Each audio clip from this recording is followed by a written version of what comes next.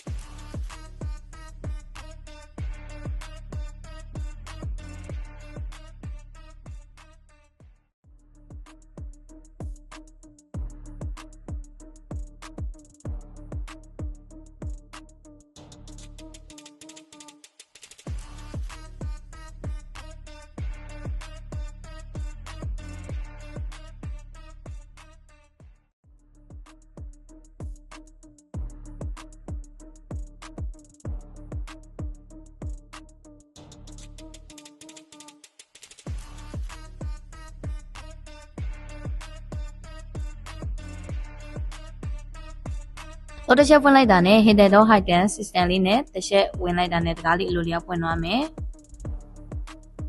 ပြီးရင် driver ဘက်ရှောင်းဝင်ထိုင်ပြီးတော့ brake လေးကိုနင်းလိုက်တာနဲ့လည်းတကားလေးကအလိုလျောက်ပိတ်သွားပါမယ်ရှင်ပြန်ဖွင့်ခြင်းနဲ့ဆိုလို့ရှိရင် door လေးကိုနှစ်ချက်နှိပ်လိုက်တာနဲ့အလိုလျောက်ပြန်ဖွင့်သွားမယ်တစ်ချက်နှိပ်လိုက်ပြီဆိုတာနဲ့လည်းအလိုလျောက်ပြန်ပိတ်သွားမယ်ရှင်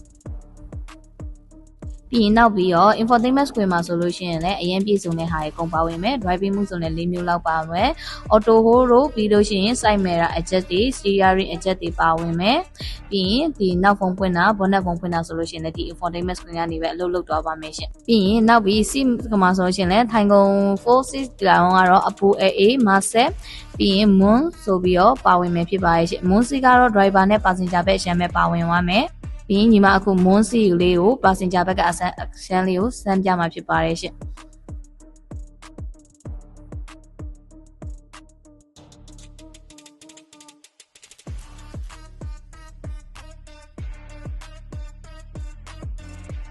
နောက်ပြီးဒီထိုင်ကုန်လေးကိုအလိုလျောက်ပြန်သိမ်းချင်တယ်ဆိုလို့ရှိရင်လည်းပထမ moon seat ထဲသွားပြီးတော့ဒီ passenger ဘက်ကဒီ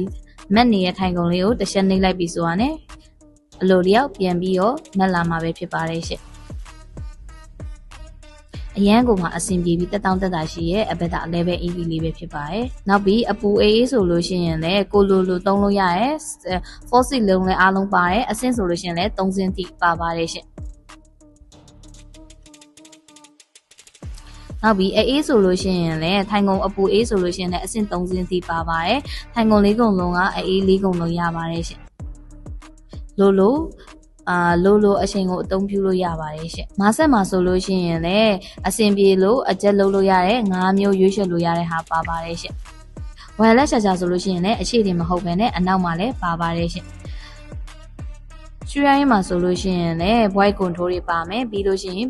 auto parking တွေပါမယ်ရှင်ပြီးဘောလုံးအတိုးချက်ခလုတ်တွေဆိုလို့ရှိရင်လည်းရှူရိုင်းဘောလုံးကနေပဲပြုလုပ်သွားလို့ရပါမယ်ရှူရိုင်းကိုလည်းအချက်က infotainment screen ကနေတစ်ချက်နှိပ်ပြီးတော့ဒီညီမရှူရိုင်းမှာပါတဲ့ဘောလုံးအတိုးလျှော့လေးကိုနှိပ်လိုက်တာနဲ့လည်းရှူရိုင်းကအတိုးလျှော့လေးကိုလိုသလိုအသုံးပြုလို့ရပါတယ်ရှင်ညီမတို့ဂီယာတန်းထိုးလိုက်ပြီဆိုတာနဲ့လည်းတော်တော်အာရုံခံစနစ်အားကောင်းတဲ့ရေဒါလေးကိုထည့်ထားပြီးတဲ့အတွက်ညီမတို့ရဲ့ရှုံးရဟိုးအဝေးကြီးမှာရှိနေတဲ့ကုန်တင်ကားကြီးကိုတောင်မှလမ်းမြင်နေရတာပဲဖြစ်ပါတယ်ပြီးအရှိမလူတွေဖြတ်သွားရင်ဘလောက်ကီလိုမီတာမှာအရှိမလူပင်နဲ့ဥရှိနေရဆိုတာအစဒီ digital cluster မှာလာပေါ်ပါတယ်ရှင်ဒါကတော့သူ့ရဲ့တူးပေါက်လေးဒီ function လေးဆိုလည်းညီမကြိုက်တဲ့အထက်မှာတော်တော်လေးပါတယ်ပြီးရင်ညီမတို့ main ကလေးတွေအကြိုက်ဒီလိုမန်းလလေးတစ်ချက်လဲပါတယ်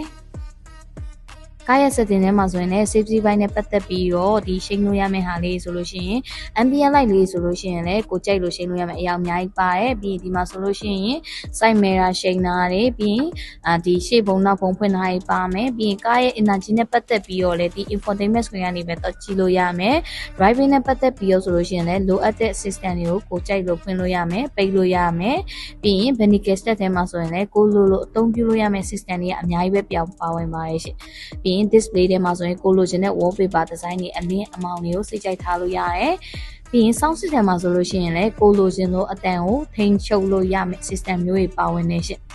ပြီးရင်သူ့ရဲ့ smart တွေပြီး system ဆိုလို့ရှိရင်လည်း harmony OS ကိုသုံးထားပြီးတဲ့အတွက်လုံးဝ smooth တိုက်သွားပါတယ်ပြီးတော့ဒီမှာဆိုရှင်လည်းအရင်မိုက်တဲ့ ambient light system လေးကမသိရင်တိတ်ပံစက်တက်ခါတစ်ခုခုကိုရောက်ရှိသွားလို့ပုံစံအဲ့လိုမျိုးနဲ့တော့တူနေရဲ့ရှင့်ပြီး ambient light ကိုညီမတို့ကြိုက်တဲ့ပုံစံအရောင်ကိုချိန်ပြီးလို့ရတယ်ကိုလိုချင်လို့အရောင်ထားလို့ရတယ်ပြီးအခုဒီနောက်ပိုင်းမှာဆိုလို့ရှိရင်ဒီထိုင်ကုန်နောက်ပိုင်းမှာဆိုလို့ရှိရင်လည်းကိုလိုချင်လို့အပူအေးမာဆက်ကိုဆိုလို့ရှိရင်လည်းနောက်မှာထိုင်တဲ့လူကစိတ်ကြိုက်အကျက်လုပ်လို့ရတယ်ပြီး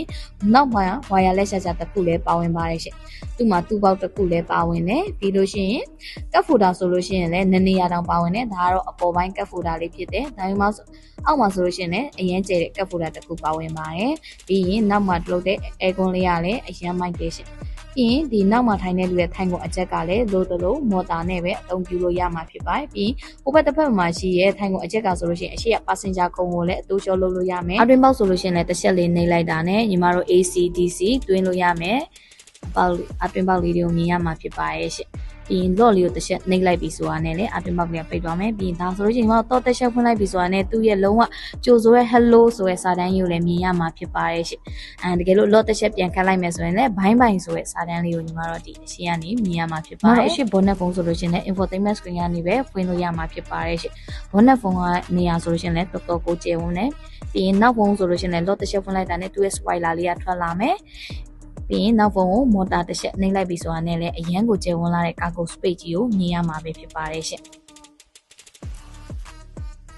ဒါကြောင့်မို့ညီမ boss ကဒီ Avatar 11 EV ကိုဘာကြောင့်ကြိုက်နေရလဲဆိုတာညီမရှင်းပြပေးသွားတဲ့အချက်လက်တွေကြောင့်ပဲဖြစ်မယ်ထင်ပါရဲ့ရှင်။ဒါကြောင့်မို့လို့လူချင်းမင်းတို့အနေနဲ့ဒီထက်ပိုပြီးခင်မိတဲ့ကားမျိုးစားကြိုက်နေတတ်တယ်ဆိုလို့ရှိရင်ဒီ Avatar 11 EV ကလုံးဝ 20 တဲ့အထဲမှာပါပါတယ်ရှင်။ပို့ပြီးတော့အသေးစိတ်သိချင်တယ်ဆိုလို့ရှိရင်တော့ညီမတို့ K2Communication ကိုလာခဲ့ဖို့ညီမတို့ဖိတ်ခေါ်လိုက်ပါတယ်ရှင်။ညီမတို့ကိုဆက်သွယ်လို့ရမယ့်ဖုန်းနံပါတ်လေးကတော့9060 930 39963934ဒါမှမဟုတ်ညီမတို့ရုံဖုန်းနံပါတ်ဖြစ်တဲ့39 988 333လို့369တို့ကိုလည်းဆက်သွယ်မေးမြန်းနိုင်ပါတယ်ရှင်။ညီမတို့ရဲ့ရွှေလိပ်စာလေးကတော့ရန်ကင်းမြို့နယ်ပြည်တာရလန်းနဲ့စေယုံလန်းနောက်မှာတည်ရှိပါတယ်။အားလုံးကိုကျေးဇူးတင်ပါတယ်။အားလုံးပဲတတ်တာ